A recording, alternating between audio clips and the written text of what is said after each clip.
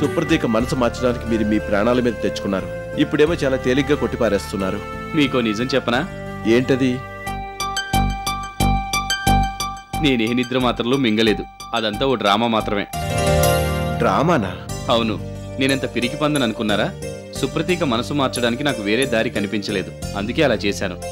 నేనలా మొండికేస్తే తప్ప మిమ్మల్ని పెళ్లి చేసుకోవడానికి సుప్రతీక ఒప్పుకోదని నాకు తెలుసు. అందుకే ఆ డ్రామా అంతా నడిపించాను.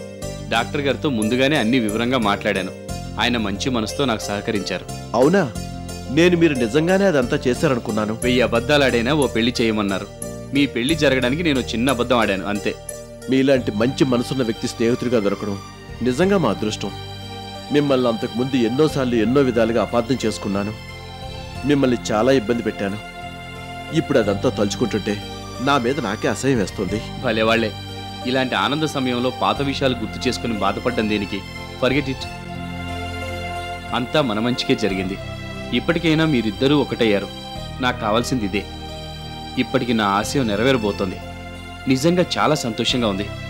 మిమ్మల్ని సుప్రతీకని పెళ్లిపీటల మీద చూడబోతున్నాను. నాకు ఇంతకన్నా ఇంకేం కావాలి? I'm feeling very very happy.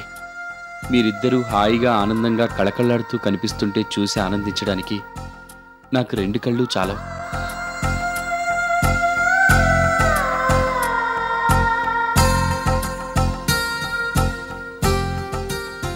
మీలాంటి మనుషుల రూపంలోనే దేవుడు తన ఉనికిని చాటుకుంటూ ఉంటాడు. మీలాంటి వాళ్ళ మూలంగానే ఈ సృష్టి ఇంకా నిలబడి ఉందేమో.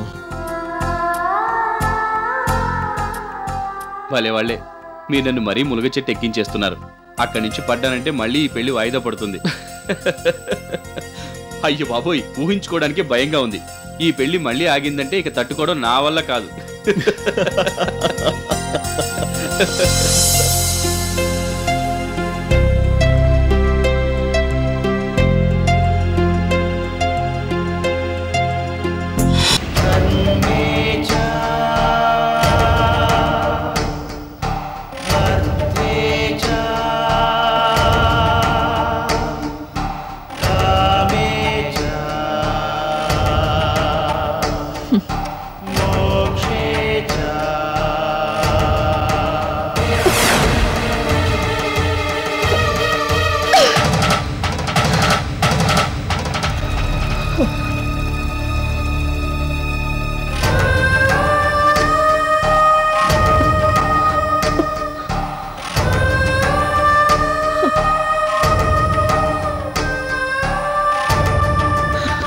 నేను అంతకుముందు మీతో అన్నమాటే మళ్ళీ అంటున్నాను.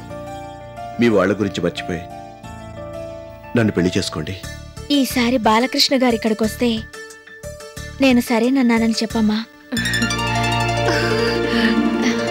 మీరు ఈ పెళ్లికి ఓకే చెప్పి నాకు అద్భుతమైన వరాన్ని ప్రసాదించారు. I'm really very very happy. నేను పెళ్లి కోసం ఇంతలా ఆరాటపడిపోతుంటే అది అంత దూరంగా జరిగిపోతుంది.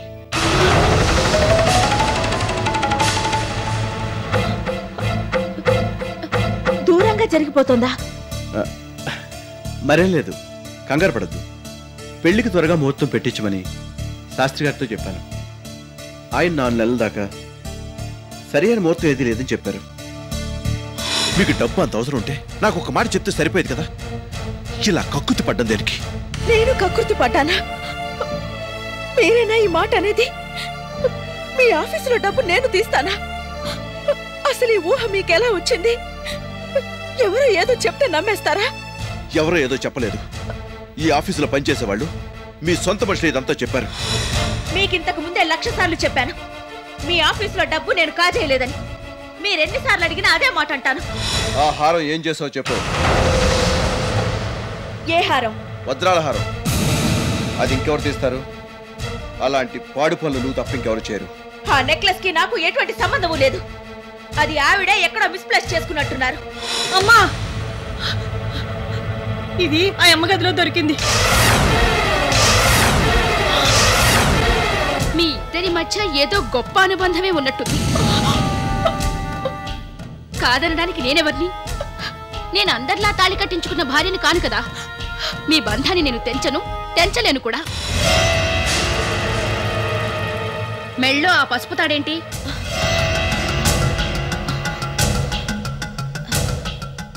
ఏం లేదు మేడం, ఏం లేదు. ఏం లేకపోవడం ఏంటి? దాని వెనకాల చాలా కథే ఉన్నట్టుంది. జరిగిందేదో జరిగిపోయింది.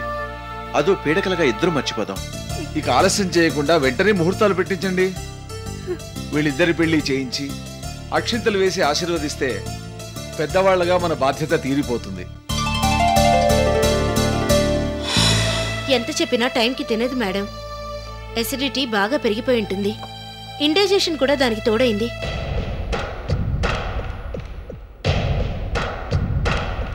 మీరనుకుంటున్నట్టుగా ఇది ఇండైజెషన్ కాదు. మరి షీ ఈజ్ ప్రెగ్నెంట్. సుప్రతీక మీద వాళ్ళ అన్నయ్య డాక్టర్ కమలా కలిసి ఈ నిందలన్నీ వేశారు. ఇదంతా వాళ్ళు ప్లాన్ ప్రకారం చేయించారు. తను చేసిందంతా బాలకృష్ణ గారి ముందు ఒప్పుకుంటానంది డాక్టర్ కమల. కొన్నాళ్లు తెలిసిన వాళ్ళందరికీ దూరంగా ఉండిపోవాలనుకున్నారట. అందుకే ముంబై వెళ్ళిపోయారు. అసలు బతకాలనే లేని నాకు పెళ్లి గురించిన ఆలోచన ఎలా వస్తుంది? ఇక నాకెటువంటి ఆశలు కోరికలు లేవు. నా జీవితానికి ఓ గమ్యం, దిక్కు, దిక్సూచి ఈ పాపే. వాళ్ళకి చెప్పు, వెంటనే వెళ్ళిపోమను. నా బిడ్డ ప్రేమించారని చెప్పడంతో వెనక ముందు చూడకుండా మిమ్మల్ని ఇక్కడ రమ్మనడం నేను చేసిన బుద్ధి తక్కువ పని. నా కర్మకాలి మళ్ళీ మిమ్మల్ని ఇలాంటి పరిస్థితుల్లో చూడాల్సి వస్తుందని నేనేనాడు ఊహించుకోలేదు. పిల్లల ప్రేమని పెద్దవాళ్ళు అంగీకరించి ఆశీర్వదించాలి తప్పితే ఇలా యాగి చేయకూడదు. నువ్వు నన్ను పెళ్లి చేసుకుంటావా? మన కోసం మనం అప్పుడు ఎలాగూ పెళ్లి చేసుకోలేదు. ఇప్పుడు కూడా అంతే. సమత కోసమే ఈ పెళ్లి.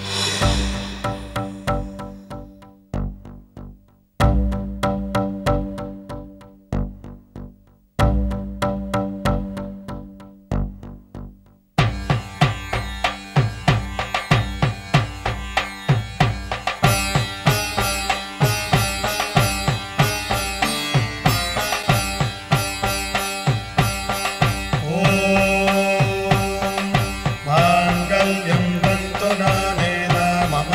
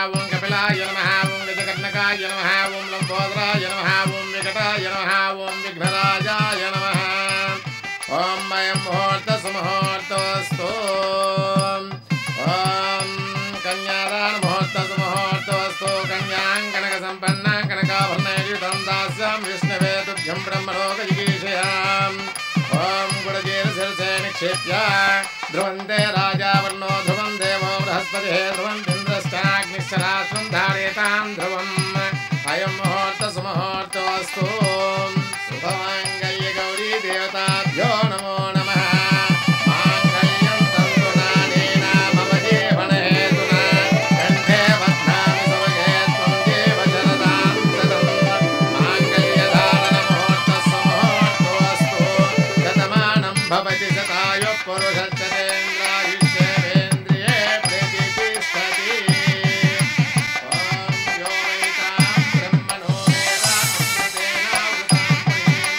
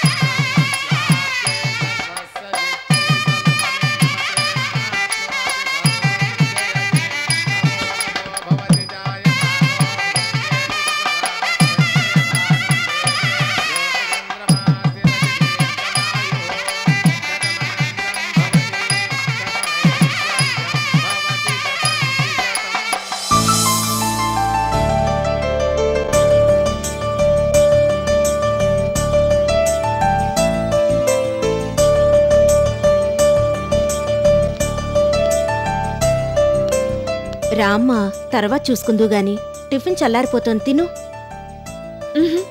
నేను తర్వాత తింటాను. ప్లేట్ని డైనింగ్ టేబుల్ మీద పెట్టేసి. ఇలాగైతే ఎలాగమ్మా? టైంకి తినకపోతే ఎలాగూ? ఆ తర్వాత సుప్రతీక నన్ను కోపడుతుంది.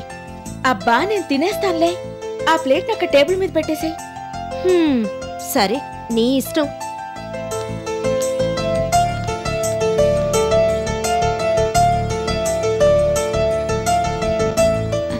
New Zealand best choice.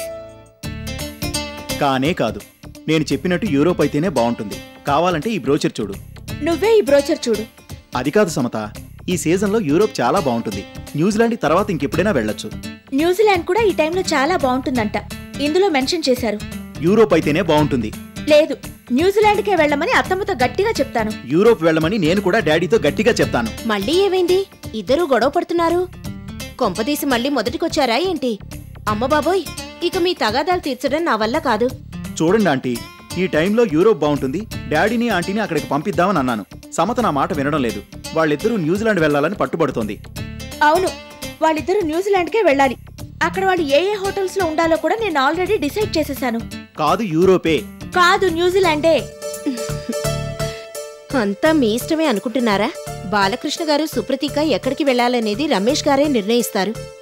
ఆయన ఏర్పాట్లను ఎప్పుడో పూర్తి చేసేసుంటారు. ప్రతిదీ ముందుగా ప్లాన్ చేయడం ఆయనకు అలవాటు కదా. ఏంటండి మళ్ళీ నన్ను పొగుడుతున్నట్టున్నారు? ఈ ఇంట్లో వాళ్ళకి వేరే పనేం లేదు, నన్ను పొగడమే పనిగా పెట్టుకున్నారు. మే ఒకవేళ ఆ పని చేసినా తప్పులేదు. You really deserve it. Uncle, అత్తమ్మని బాలకృష్ణ గాని న్యూజిలాండ్ పంపుదాం, ఏమంటారు? కాదు, ఈ సీజన్లో యూరోప్ అయితేనే బాగుంటుంది. డాడీని ఆంటీని అక్కడికే పంపుదాం, ఏమంటారు అంకుల్?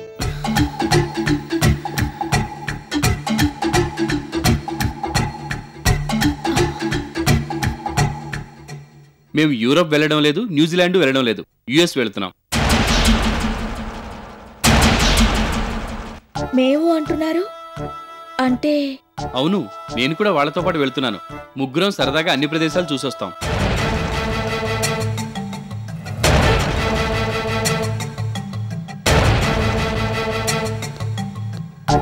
ఏంటి అంత ఆశ్చర్యపడిపోతున్నావు?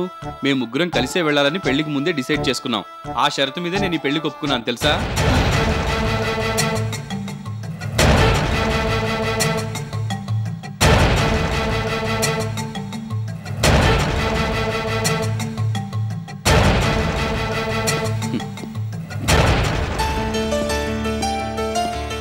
మనం ముందుగా అనుకున్నట్టుగానే అంతా ప్లాన్ చేసేసాను. యుఎస్ కి మన ముగ్గురికి టికెట్స్ బుక్ చేసేసాను. ముగ్గురికా? అవును, మీకు, నాకు, సుప్రతీక్కి. ఏ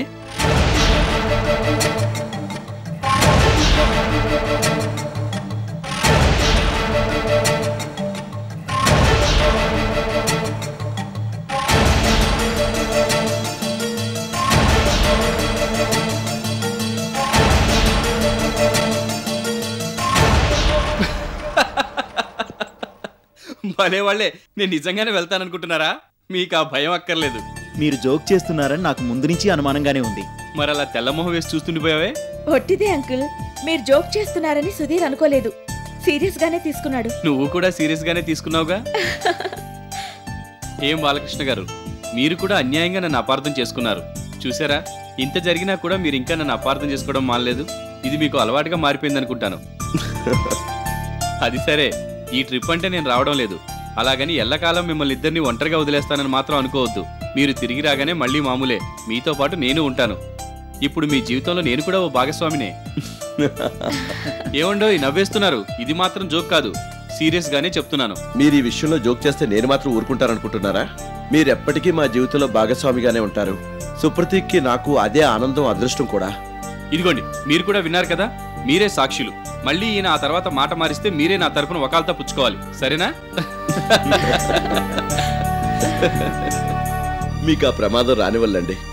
మా మనసుల్లో మీ స్థానం ఎప్పటికీ అచంచలమే.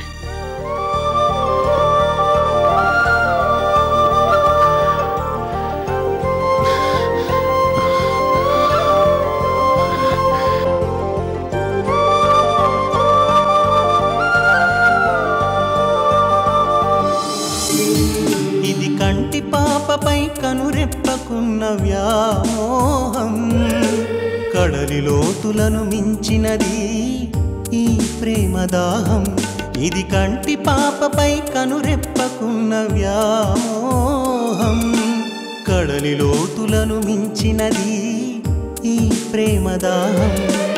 ఎన్నటికీ తరగని ఎడతెగని కరుణా ప్రవాహం, కనివిని ఎరుగనిది ఈ పవిత్ర భావన సందోహం. కావ్యాలనే తలదన్నేను ఈ కమనీయ స్నేహం, కావ్యాలనే తలదన్నేను ఈ కమనీయ స్నేహం.